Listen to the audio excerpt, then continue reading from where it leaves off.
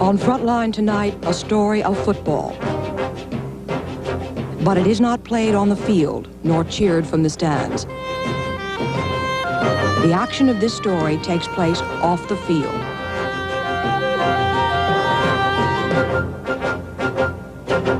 It's a story about bookies. It's a story about the outlaw line, football, illegal gambling, and the Mafia.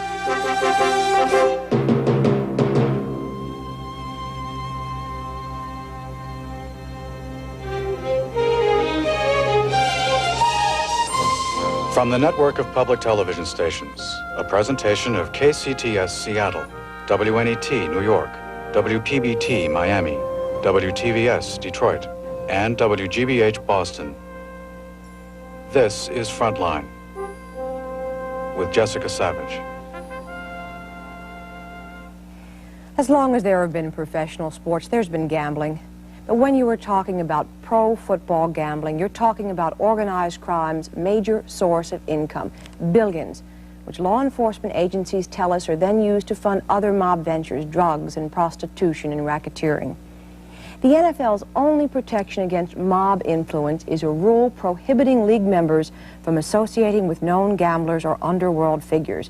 It is a rule enforced by an internal security department which reports to a commissioner hired by team owners. Is this enough to ensure fans a clean game? Ask yourself that question while you watch tonight's Frontline premiere broadcast. And one word of caution, there is one graphic sequence.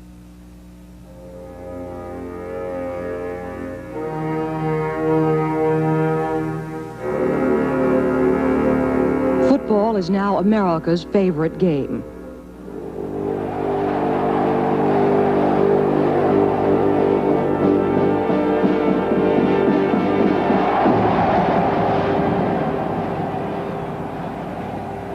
Football generates more illegal betting than all other sports combined. Every time a game is televised, the volume of betting goes up 600%.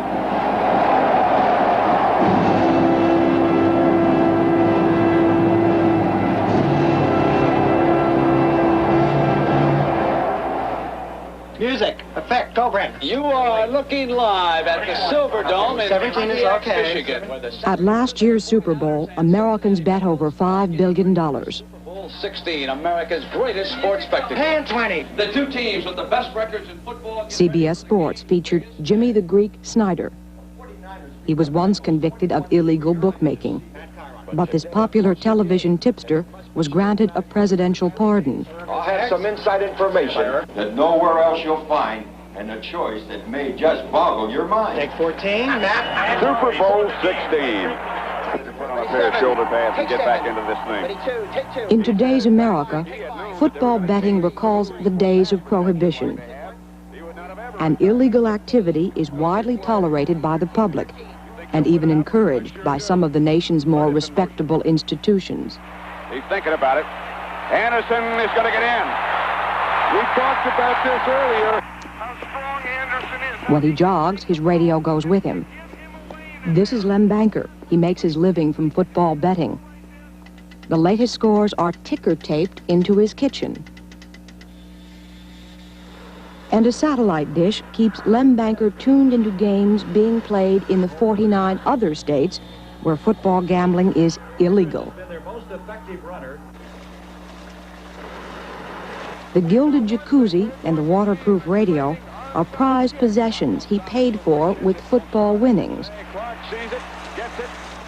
Because football betting is legal in Las Vegas.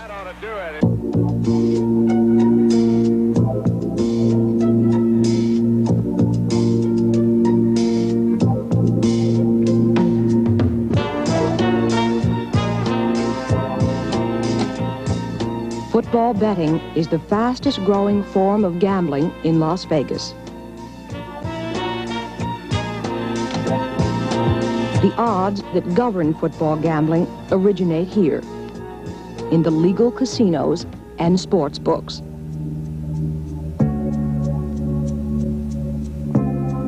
Here, the ordinary public rubs shoulders with the serious bettors, the agents, the runners, the beards, the wise guys.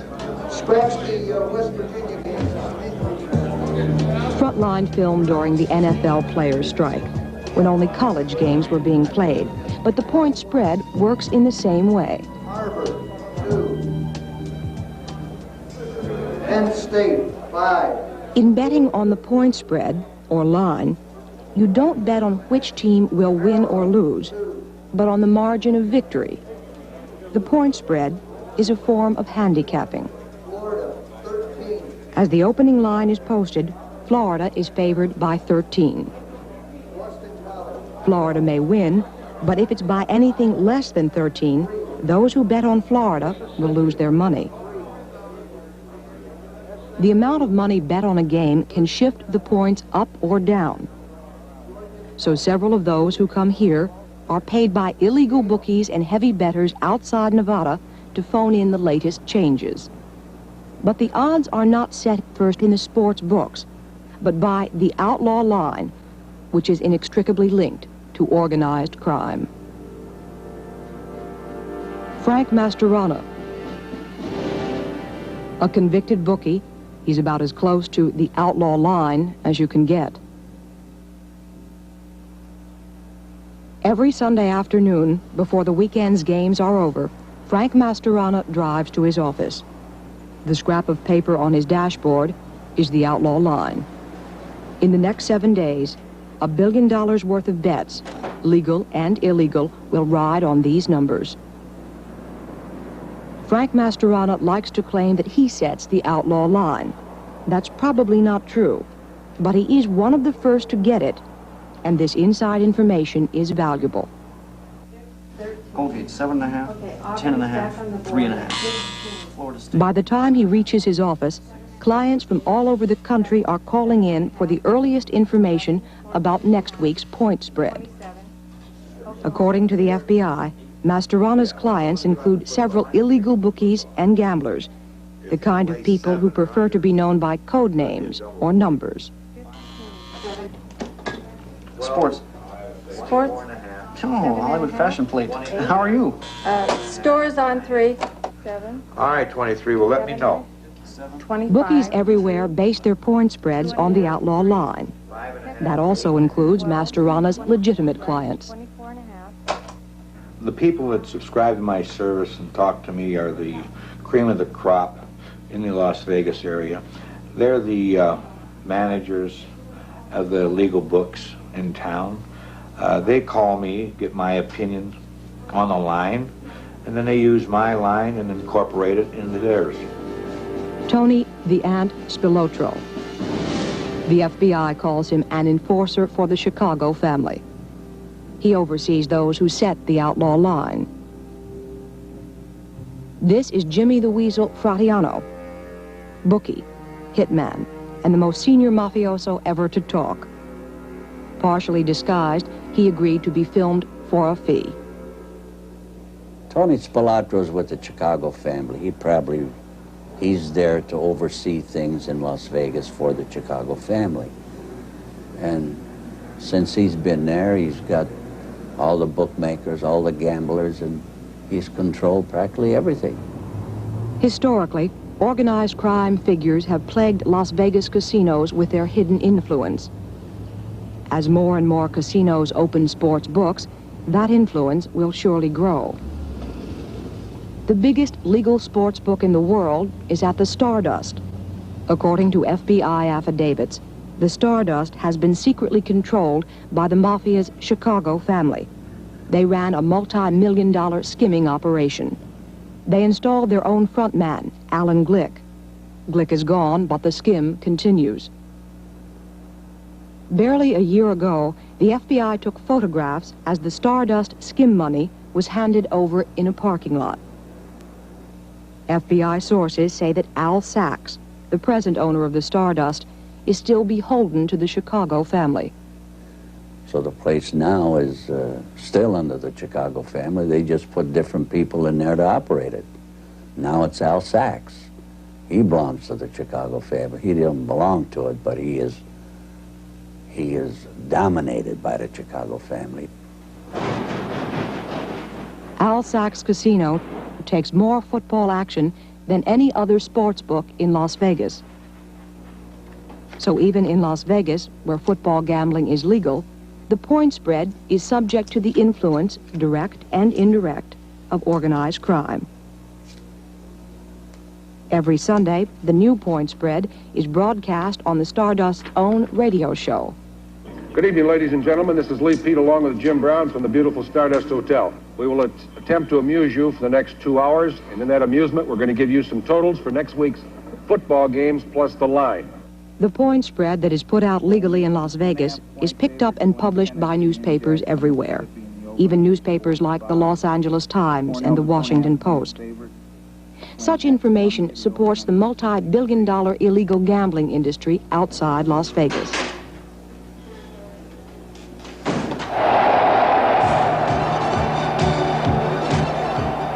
With slickly packaged films cut to upbeat music, the NFL has created its own image. It is a carefully controlled image.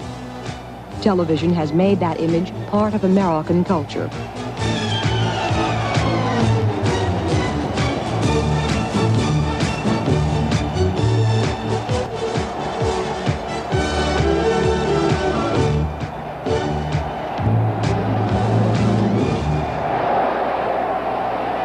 But the NFL can do little to control the illegal football betting industry that constitutes a permanent threat to its image and its integrity.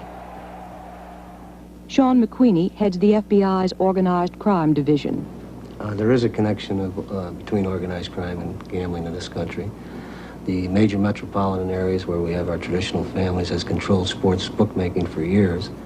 Charlie Parsons, FBI Special Agent in Las Vegas. Well, sports bookmaking in general for years has been considered the #1 source of income for the Mafia, the syndicate, the outfit. $22 billion was bet on sports gambling in the United States. That was in September of 1980. Since that time, there have been figures up to $25 billion and higher. Out of sports bookmaking, pro football is king. It's #1 by far as the amounts of money is wagered. Frontline followed police as they mounted an undercover operation against an illegal bookie in the Fort Lauderdale area. Here, a police cameraman stakes out an illegal payoff. You made a mistake. What do you mean you made a mistake? This is, we're only up 7,000 something. I said 7,000 something. The bookie is known to the police as Bobby Olson. He doesn't know that the two men he's talking with are undercover policemen, or that this meeting is being videotaped. Now you're taking care of that. Police believe that Bobby Olson handles about $40,000 worth of football action a week. Even a street corner bookie like Bobby Olson will be connected to organized crime, according to this undercover officer. I would place him as a mid-level bookmaker in a much larger organization. Part of his money he's paying either for protection from organized crime, giving him the right to work in the area. He's paying tribute money to him. This is 63, go ahead. The police set out to raid Bobby Olson. Like most bookies, he'll be hard to find because he likes to keep on the move. The only way to spot him is to look for his car. And when they know where he is, the police move in fast. That's him. Bingo. In some places, police are switching their attention from gambling to narcotics. But here in South Florida, a major entry point for drugs, the importance of bookies like Bobby Olson is not lost on police. Bobby, open up. Bobby, you're under arrest. Ready? You have the right to remain silent, you understand? Anything you can't say will be used against you in a court of law, you understand? Gambling is the largest source of income into organized crime. A lot of people say it's narcotics, but I think the general opinion is that more money filters in and is used then to purchase narcotics, and it all comes basically from football betting, which is the biggest amount of volume business that a bookmaker will have. Quietly, right? As Bobby's clients call in, the police answer the phone and build their case against him. The guy in the corner bar betting with a bookmaker, that bookmaker is going to be paying some of that money back into organized crime through funneling system. And that money is going to be used for narcotics or prostitution or any of their other illegal activities. Evidence like this can disappear in a flash. There are some special papers which allows a bookmaker to do this. One's called a flash paper. Anything hot really will set it afire. I have a piece here if you'd like me to demonstrate it for you. At first it burns very slow, but then it starts accelerating. And it's just a big ball of fire, and there are actually no residue left at all. This piece of paper is water-soluble paper. It's sometimes referred to as rice paper, which when immersed in water, it just rapidly dissolves. Dip it into it, and I try to pull it out. It just falls apart, and you can see the ink is just kind of fading away.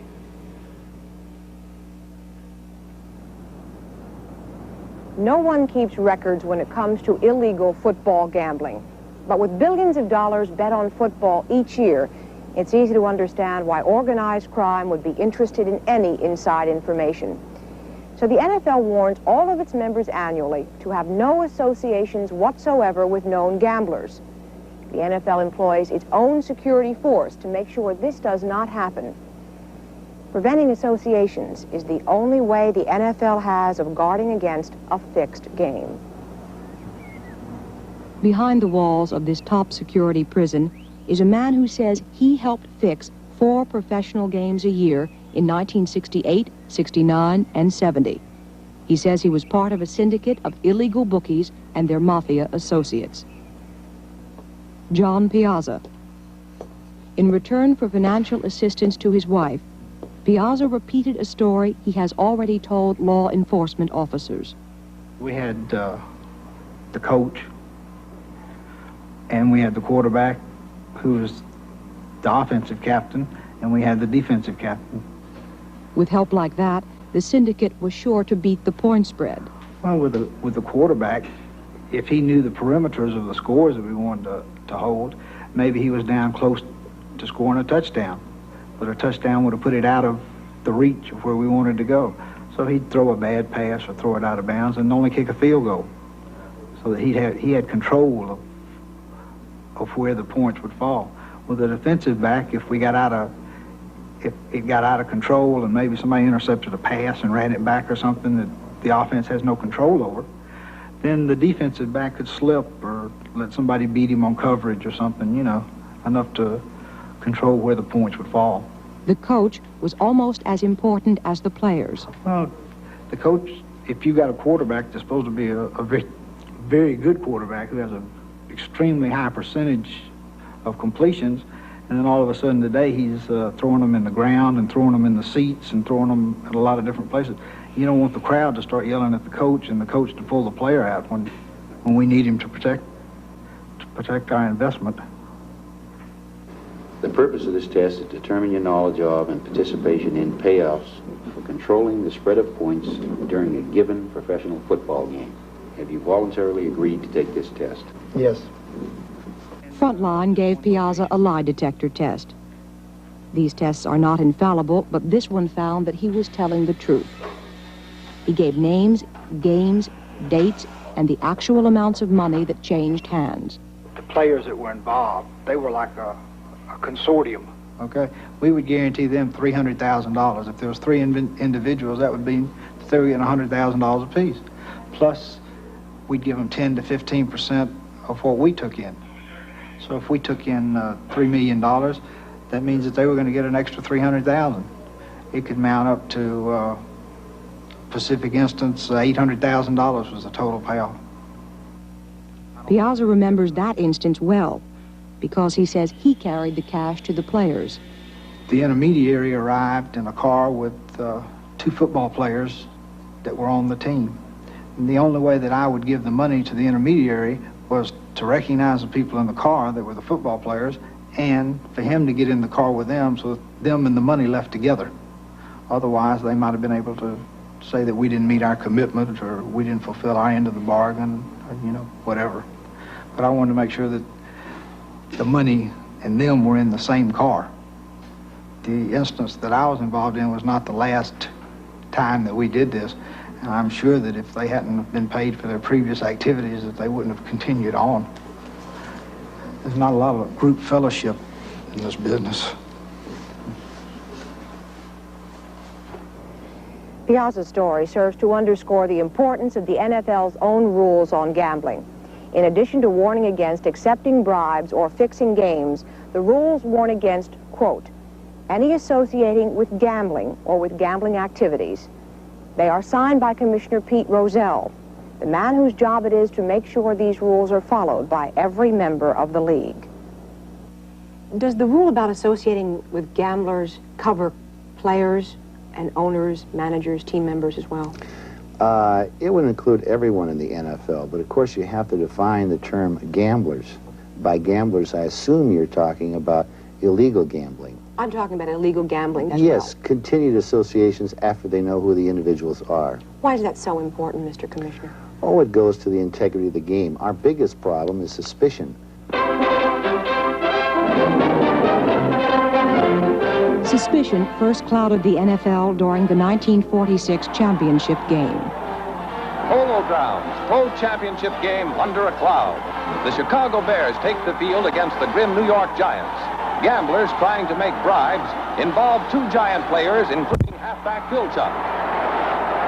The players had failed to report the bribes offered them.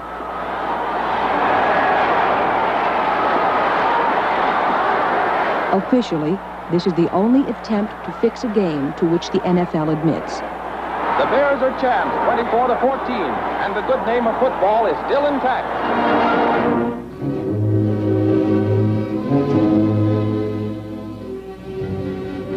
In the early 1950s, the connection between Mafia bosses like Frank Costello and convicted bookmakers like Frank Erickson were being exposed by the Senate Rackets Committee.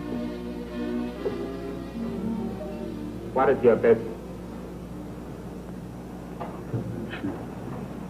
My business? I have no business. I'm in jail. Despite the occupational hazards, bookies and their Mafia associates allegedly fixed a game in 1951. We had a referee years ago that participated in helping us with a game. There's a lot of ways, you know, that there's a penalty, called a penalty, an offside penalty. In them days, they didn't have this television replay. You know, they could get away with a lot of stuff. Roselle's first scandal came when Alex Karras admitted betting. Now Roselle, who'd been warned about Karras, had to suspend him. Of course, you make a mistake and you have a set. Another player, Paul Horning, made the same mistake and was suspended too. But Roselle did nothing when Horning was later seen with an illegal bookie. In 1970, news broke that a grand jury was interested in 4 quarterbacks, 2 college coaches, and a bookie. A federal grand jury will begin hearing testimony in 2 weeks, January 20th, about the operations of perhaps the largest betting gambling operation in sports history. The key man in the entire investigation is Don Dawson. It would appear he knows everybody who is anybody in sports. As a college coach 10 years ago, Frank Cush often phoned gambler Don Dawson. But last year, Roselle let Cush become an NFL coach. We told the Baltimore Colts we saw no reason why he would not be accepted as a coach at the time they hired him. An IRS affidavit, an investigation showed that Frank Cush talked numerous times to known gambler Dice Dawson. Was that a thorough background check?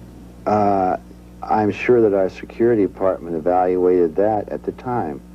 And again, the fact that he knew someone and would talk to him a great number of times wouldn't necessarily would mean that he would know exactly what the man's business is. Joe Namath had been linked to the Detroit grand jury. It was not his first brush with scandal.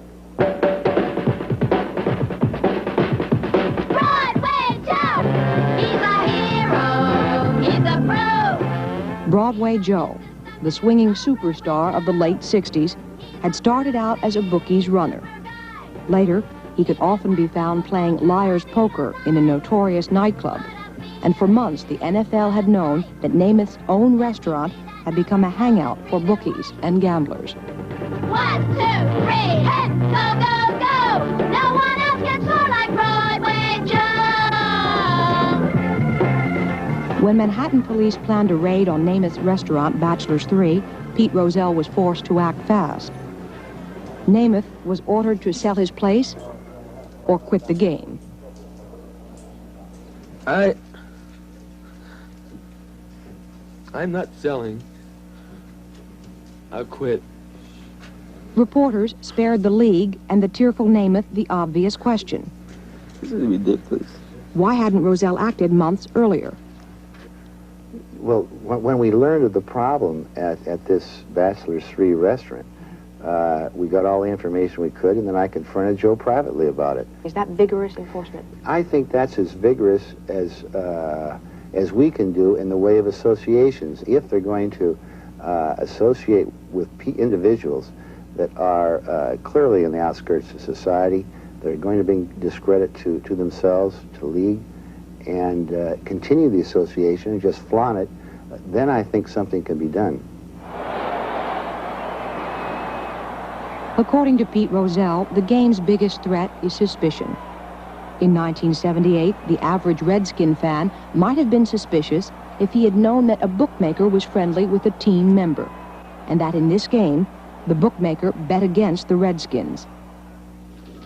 Recently, these reporters wrote that during a raid, police had found 2 players, one of whom was a Washington Redskin, Jake Scott, in the home of a bookmaker called Bernie Fuqua.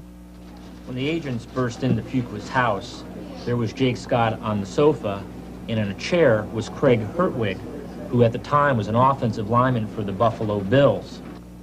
I forget when I did learn about that. I know that the 2 players involved, it was at the end of their career, and nothing was certainly ever established on them. In fact, the newspaper reported that police told the NFL about the raid 3 years ago. When we contacted Warren Welch, who is now the NFL security chief, he looked in the NFL files, and there was indeed a notice from Gary Garner of the Georgia Bureau of Investigation of the December raid on Fuqua's house and of Jake Scott's presence in Fuqua's house at the time of the raid.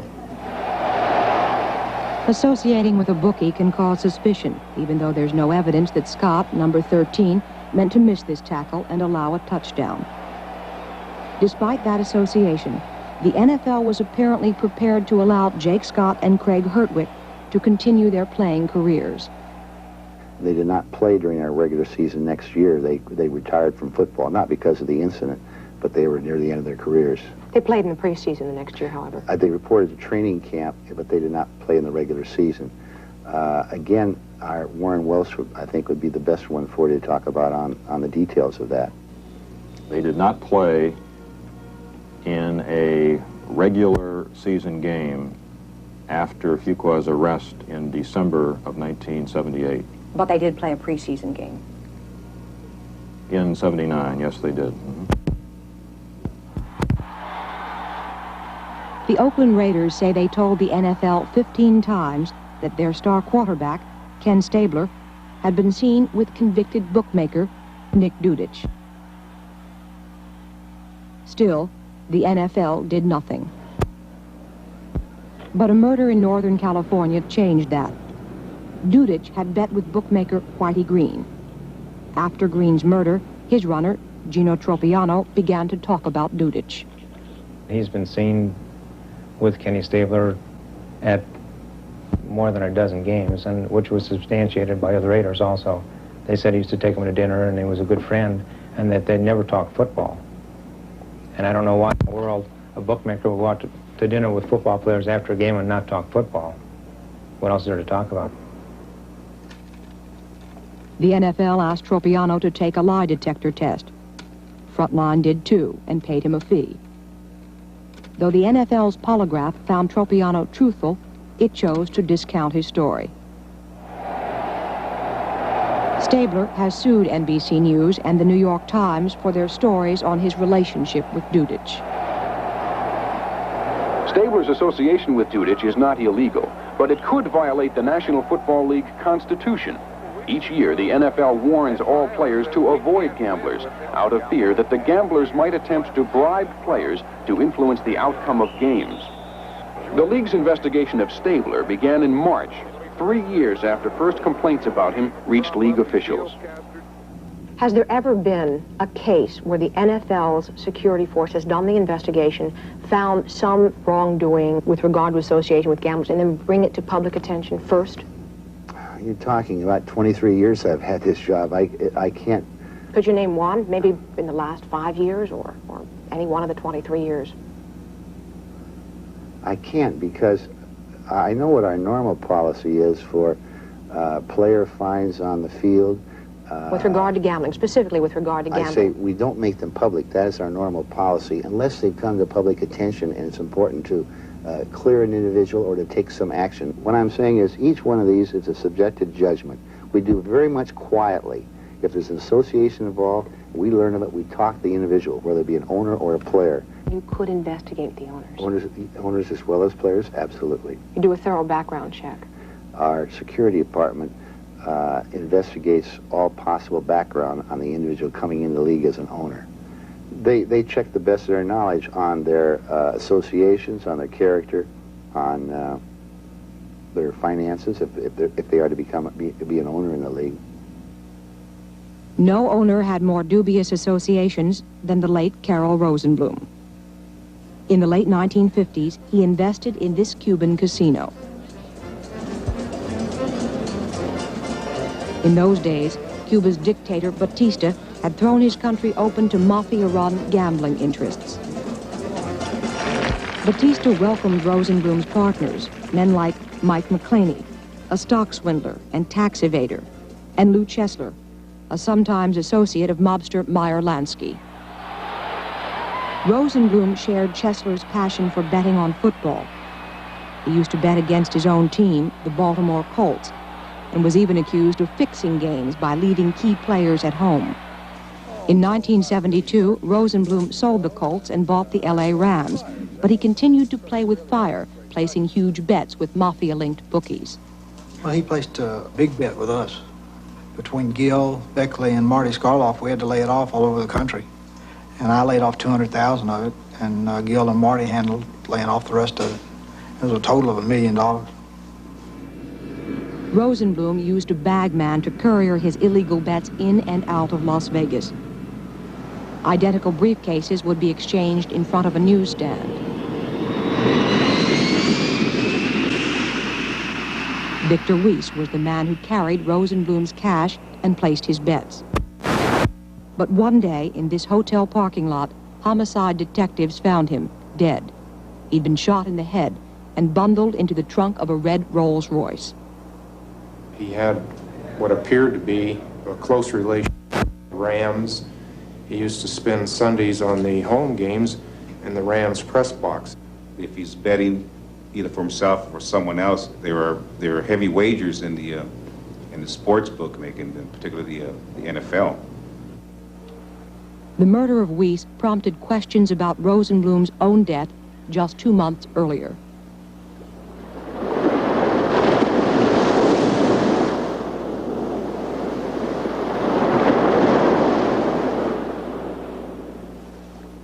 This is Golden Beach in Florida.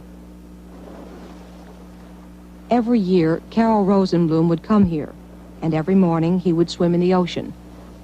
Until one day in April 1979, he drowned. His death still puzzles his son, Steve. Here's a man that spent most of the 72 years in or around the water. In fact, had lived on that stretch of beach for about 8 years or so, and knew the ocean well. He knew undertows and the currents, and could handle himself very well in the water. And I just don't recall him ever going into the water by himself. My own feeling is, with all these circumstances and questions still in my mind, I don't believe that his death was accidental. Gino Tropiano has heard the story that's common in criminal circles. I think he was more or less murdered. He was held underwater until he drowned. One morning when he went to the ocean to swim, there was a guy in a wetsuit that was down below him, and he grabbed him by the ankles with his wetsuit so he couldn't go back up to breathe, and held him underwater until he drowned. And they brought him ashore, and a French-Canadian man was there and gave him mouth-to-mouth resuscitation to no avail, and he's disappeared, and the fellow that held him under has disappeared.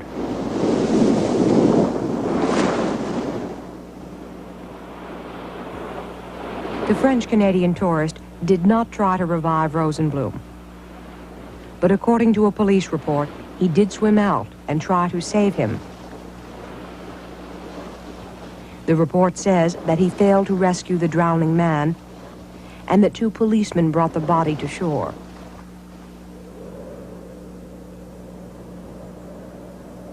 After that, the tourist went home to Montreal. Frontline asked a private investigator to contact the witness and sent him a copy of the police report. The death was accidental, according to the police report, which names the witness as Raymond Tanguay. A detective in the Mounties for 24 years, Eddie Noel verified that Tanguay has a completely clean police record. Oui, est-ce que Jacques est là, s'il vous plaît? Then, on a snowy Canadian night, Eddie Noel took us to meet Raymond Tanguay. Noel had already interviewed Tanguay extensively and found that his unique eyewitness account contains evidence that does not appear in the official version of events.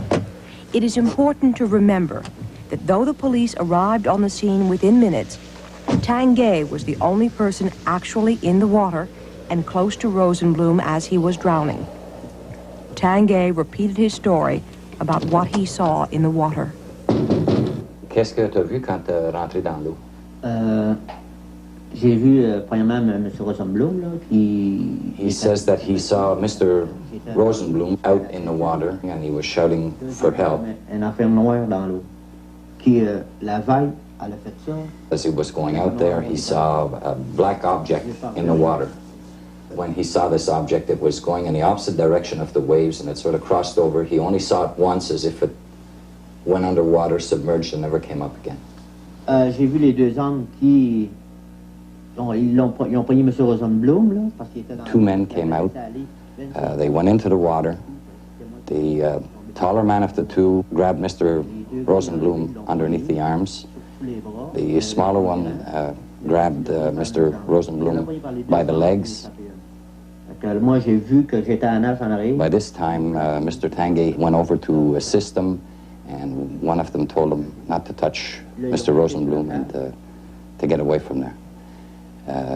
They then dragged the body to shore and left him on the shore, and the 2 that brought him in simply walked away and left the body on the shore. Puis les 2 hommes en question, ils ont parti. Carol Rosenbloom. His way of life raises questions about how he died. Rosenbloom left some unfinished business behind him. According to a sworn deposition, Rosenbloom and 2 other team owners had been scalping Super Bowl tickets for years. The year he died, the Rams had 27,000 Super Bowl tickets to sell. Rosenbloom's widow, Georgia, has denied newspaper stories that she scalped any tickets. Nevertheless, Frontline has learned that the IRS is investigating the ticket scalping racket. IRS inquiries have centered on a Los Angeles hoodlum called Jack Catane. I've never met him, but I've talked to him on the phone. But he's involved in a lot of things, illegal activities in and around California and other parts of the country. Dear Jack, I spoke to your attorney this date. Attorney Tony Capizzola has been persuading Jack Catane to talk about the ticket scalping and to admit in writing that he once threatened Capizzola's clients Harold Guyver and Steve Rosenbloom for talking about the scam.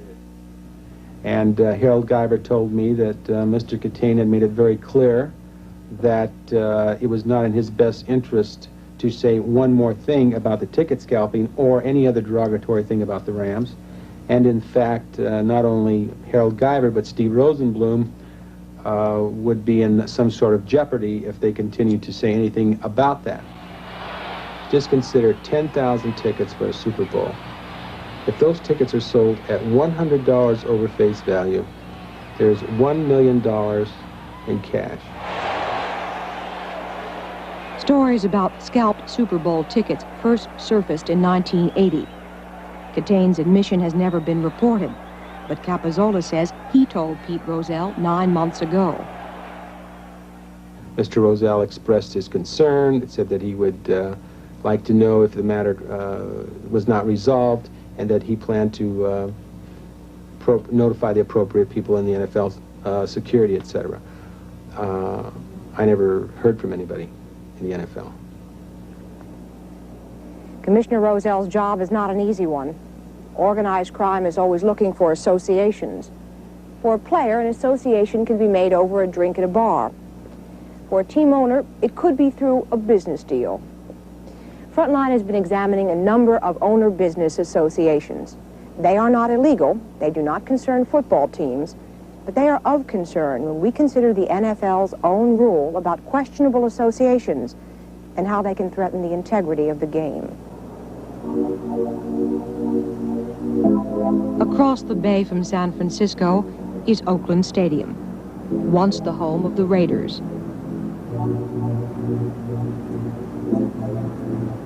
When the owner of the Raiders, Al Davis, decided to move his team to Los Angeles, there was a legal battle with Pete Rozelle. We thought we had a strong case going in, and we think that it came out that way in the evidence. I think we made a strong case on our own. During the legal preliminaries, much was learned about Al Davis's business connections. We made a strong case there. Davis had come to an attorney's office in San Mateo, California, to make a long, sworn deposition. Frontline has obtained complete transcripts of that deposition. It details Davis's relationship with the casino owner, Alan Glick. At age 32, Glick bought himself 4 casinos in Las Vegas with the help of a $100 million loan from the Mafia-dominated Central States Teamsters Pension Fund. FBI wiretaps showed Glick to be little more than a front man for Mafia chieftains like Joey Aiuppa. An FBI affidavit says, quote, Alan R. Glick is merely a straw party controlled by the organized crime syndicate and designated by them to be the licensee on paper in the state of Nevada. From this office building in La Jolla, California, Glick concluded several real estate deals with Al Davis. But one of the partners suspected she'd been swindled by Glick, so Tamara Rand threatened to go to the FBI. Tamara Rand was a local businesswoman who we discovered on November 9, 1975, shot to death in the kitchen of her home in Mission Hills area of San Diego. We determined from our investigation that a weapon similar to this one was used as the death gun. Tamara Rand's killer had shot her once in the ear and 3 times in the mouth with a silenced .22 caliber pistol. From the type of the gun that was used, we determined that this was a gangland-style execution murder. It was the Chicago family that killed her. Naturally, they were protecting their interests. They didn't want Glick to get dirtied up. And evidently, this Tamara Rand had a lot of information to give. So they killed her.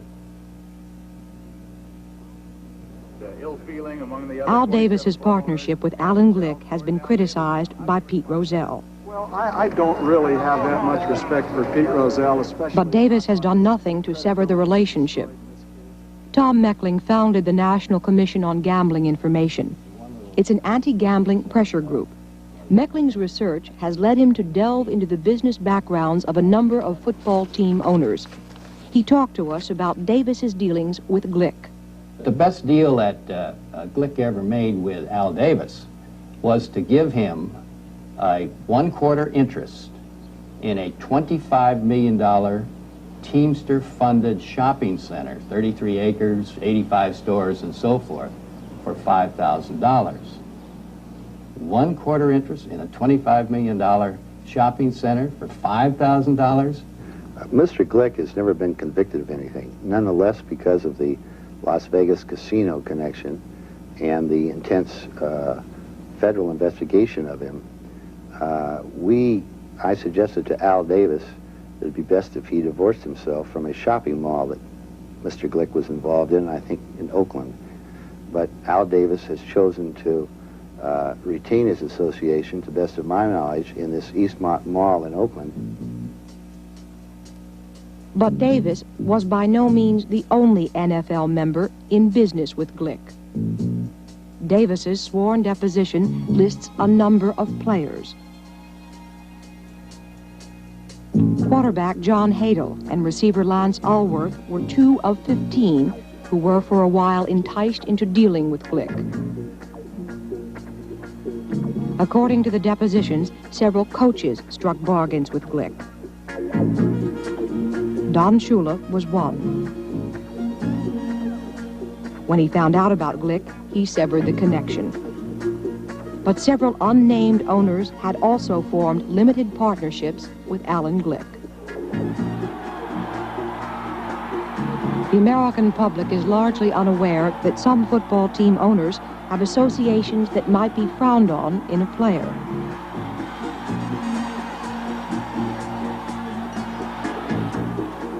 Edward DeBartolo was considered an unsuitable owner by Major League Baseball.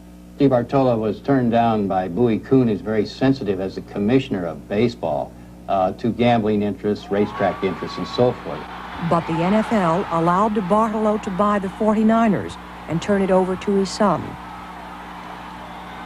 Al Davis was paid a $100,000 finder's fee.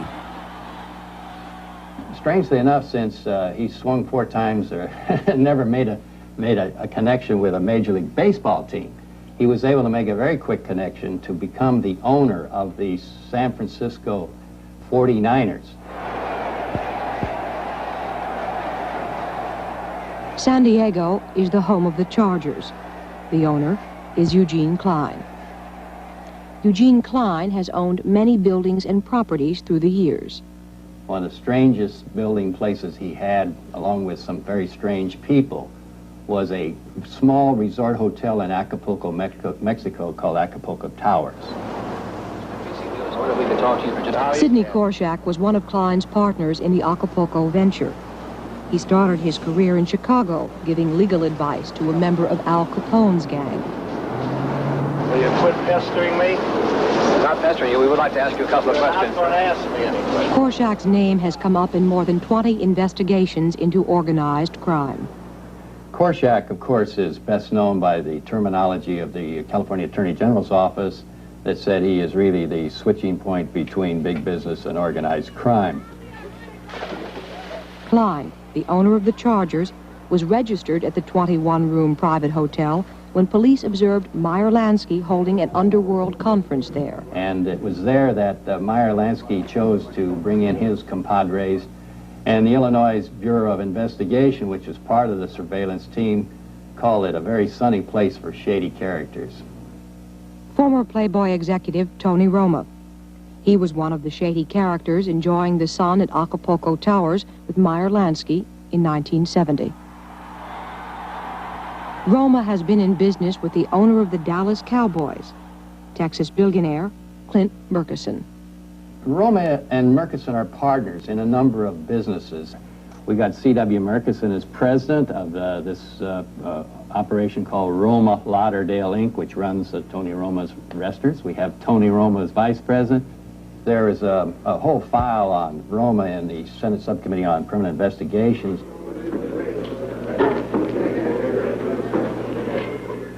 The owner of the Cowboys also sought to do business with Mafia chieftain Carlos Marcello.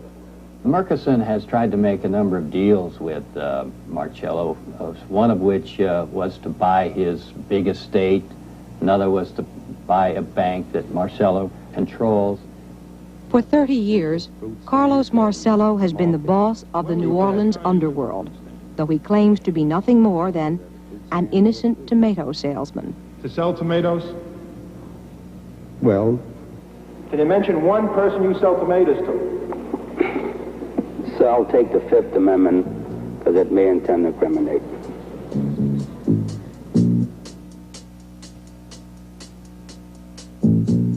Marcello's influence stretches into every aspect of New Orleans life. And in the past, that has included the football team. Gamblers and bookies associated with Marcello drew the new young owner of the Saints into a series of joint investments. Meekin is the very rich son of a very rich father who was given the franchise at the age of 27. And then almost immediately got entwined with real estate deals. They all seemed to manage to get into real estate deals, which was being fronted by several people that were really Marcello's people. You make a statement, NFL Commissioner Pete Rozelle's reactions to disclosures of the nature you've just made were typical Rozelle-esque. What does that mean? There seems to be a double standard operating in the National Football League. A commissioner is thought of as commissioner of all the league, the players, the fans, and the owners. But frankly, the Rozelle, who's been in the office a long time, was handpicked by Carol Rosenbloom and others, and they can fire him at any time, and it seems like he constantly tilts for the interests of the owners. For example, he seems to look the other way when these funny associations in business and otherwise of his owners become. Lamar Hunt, who owns the Kansas City Chiefs, put it quite pointedly. He said, a commissioner can be fired. Do you ever feel there's a conflict of interest? Not as long as you have a long-term contract. Are you confident, as the NFL is currently constructed, you could investigate owners thoroughly with regard to association with gamblers? Oh, absolutely. Do you have the power to tell an owner to divest himself of a questionable property the same way you would a player? I don't have the power to force either to necessarily, but in extreme circumstances, I could test that power. It would probably mean a court case. Do you think it might be necessary at this time to get some outside help with regard to policing the game and gambling?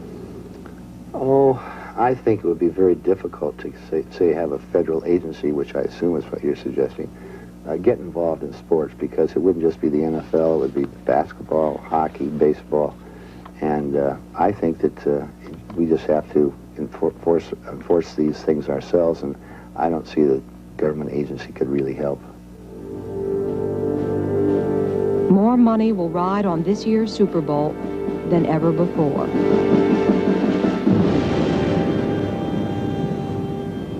If the NFL fails to enforce its own rules, the sport will be ripe for corruption, because gamblers will do anything they can to get an inside edge. That is one sure bet.